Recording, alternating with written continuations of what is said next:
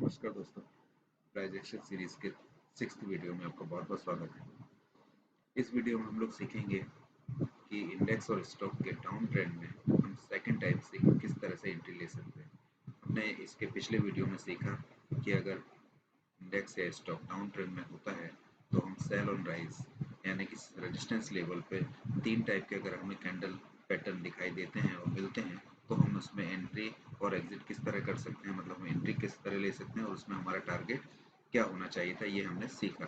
इस वीडियो में हम लोग सीखेंगे सेकंड टाइप की एंट्री, मतलब कि अगर इंडेक्स एक डाउन ट्रेंड में है, डाउन ट्रेंड में होने के बाद वो एक साइडवेज चले जाता है या एक माइक्रो ट्रेंड में चले जाता है, तो उस माइक्रो ट्रेंड में आपको किस तरह एंट्री लेनी है और उसमें आपका टारगेट और एग्जिट किस तरह होना चाहिए।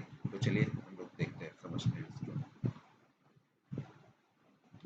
ये मैं आपको एक चार्ट पैटर्न बनाया हुआ है, यहाँ आप देखिए कि 4th पॉइंट पे आपका डाउन ट्रेंड कंफर्म हो गया है और कंफर्म होने के बाद हमें वेट करना है कि इंडेक्स या स्टॉक जो है वो अपने रेजिस्टेंस लेवल पे आए, है ना।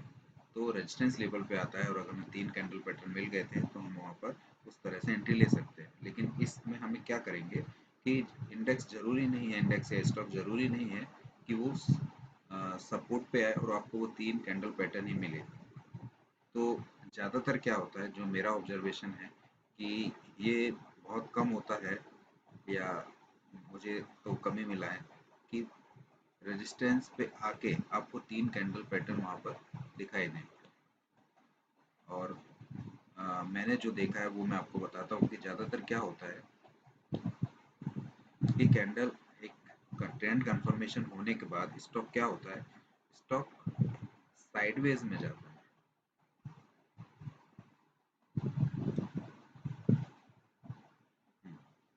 स्टॉक ऐसे साइडवेज चले जाता है, ऐसे धीरे धीरे करके वो ऐसे साइडवेज में चले जाता है। तो साइडवेज में जाने के बाद हम लोग क्या करेंगे, एक यहाँ से एक ट्रेंड लाइन खींचेंगे, इस ट्रेंड लाइन, और इस ट्रेंड लाइन का जैसे ही हमें यहाँ पर ब्रेक डाउन मिलता है, ब्रेक डाउन विथ वॉल्यूम, क्योंकि स्टॉक डाउन ट्रेंड में है तो डाउन ट्रेंड में होने पर हमें एक रेड कैंडल दिखाई देगी, एक बिग रेड कैंडल, एक रेड कैंडल एक ब्रेकडाउन करेगी और विथ वॉल्यूम करेगी, तो हम इस कैंडल के जस्ट नीचे अपनी एंट्री करेंगे।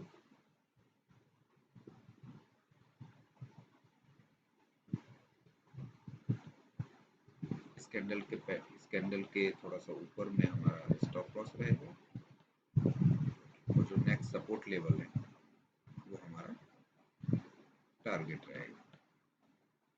चलिए मैं यहाँ पर लिख देता हूँ, ये हमारा एंट्री,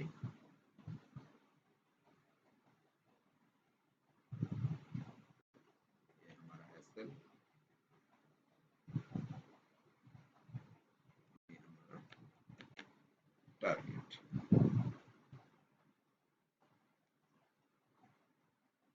तो आप लोग समझ गए होंगे कि सेकंड टाइप की जो एंट्री होती है कि स्टॉक एक माइक्रो ट्रेंड में चले जाता है, मतलब साइडवेज हो जाता है। साइडवेज होने के बाद आप एक ट्रेंड लाइन खींच लीजिए, उस ट्रेंड लाइन का जैसे ही ब्रेक डाउन होता है, और वो ब्रेक डाउन होना चाहिए break down with volume, means ये जो कैंडल है, ये कैंडल ब्रेक डाउन करेगा इस ट्रेंड का, माइक्रो ट्रेंड का, विद वॉल्यूम। लेकिन जो वॉल्यूम है वो उसकी पिछली जस्ट कैंडल से ज़्यादा होना चाहिए, मतलब इस जो कैंडल पे वॉल्यूम बना है वो उसकी पहले वाली कैंडल से ज़्यादा होना चाहिए। चलिए ये आप इससे समझ गए होंगे, हम लाइव चार्ट में इसको देखते हैं तो आप लोग को और अच्छे से समझ में आ जाएगा। तो चलिए पहले निफ्टी 50 का चार्ट देखते हैं।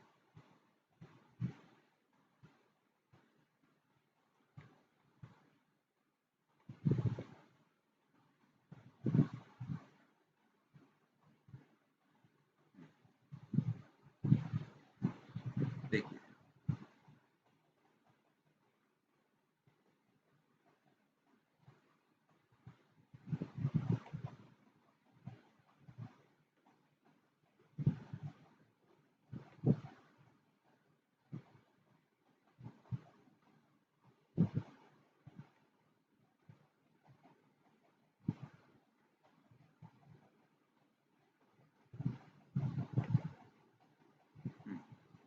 ये महिंद्रा का चार्ट आप देखिए।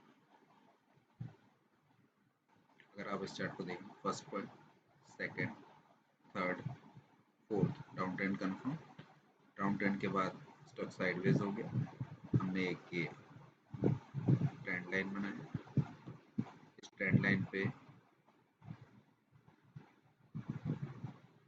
देखिए एक कैंडल ने ब्रेक डाउन किया, ब्रेक डाउन विथ वॉल्यूम। इस कैंडल का वॉल्यूम आप देखिए पिछले कैंडल से ज़्यादा है। इसके नीचे आप यहाँ पर एंट्री ले सकते थे। इसके ऊपर आपका स्टॉप लॉस और टारगेट आपका नेक्स्ट सपोर्ट लेवल, जो कि लगभग यहाँ पर बैठ रहा है। तो अभी टारगेट आपका पेंडिंग है, नहीं तो आप यहाँ भी अपना टारगेट ले सकते हैं। ठीक है, चलिए एक स्टॉक और देख लेते हैं।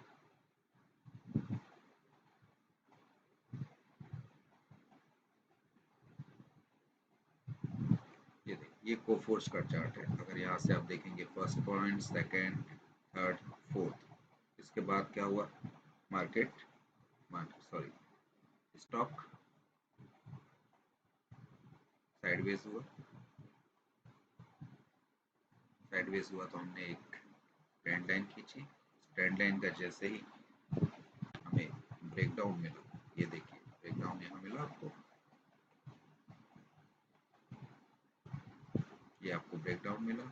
इस कैंडल को देखिए, ये वॉल्यूम देखिए पिछले कैंडल से ज़्यादा है, तो इसके नीचे हम एंट्री ले सकते हैं। और हमारा स्टॉप लॉस आप देखिए, ये यहाँ पर गैप है। अगर गैप आप जानते होंगे, gap work as a support and resistance, तो यहाँ पर जो है वो गैप एक रेजिस्टेंस की तरह काम करेगा। तो आप जो गैप का अपर लेवल है, यहाँ पर आप अपना स्टॉप लॉस लगाएंगे तो देखिए हिट नहीं होगा। अगर आप जस्ट इस कैंडल के ऊपर अपना स्टॉप लॉस लगाते तो वो हिट हो जाता है। इसलिए थोड़ा सा ऊपर जहाँ पर गैप फिल होगा, तो उस वहाँ पर आप अपना स्टॉप लॉस लगा दीजिए और टारगेट आप नेक्स्ट सपोर्ट लेवल, ये आपका सपोर्ट लेवल, ये आपका टारगेट होना चाहिए, तो जो कि यहाँ पर अचीव हो गया। तो दोस्तों, मुझे यकीन है कि इस वीडियो में आपने सीखा होगा, कुछ ना कुछ सीखा होगा। और अगर इस वीडियो से आप कुछ सीखने को मिला है, तो आप इसको लाइक एंड शेयर ज़रूर करिए।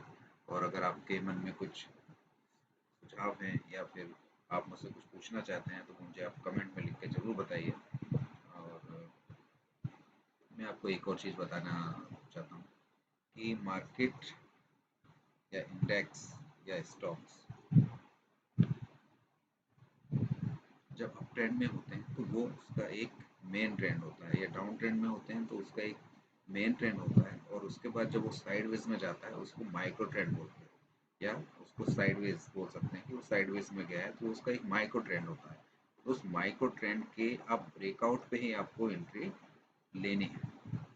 तो दोस्तों,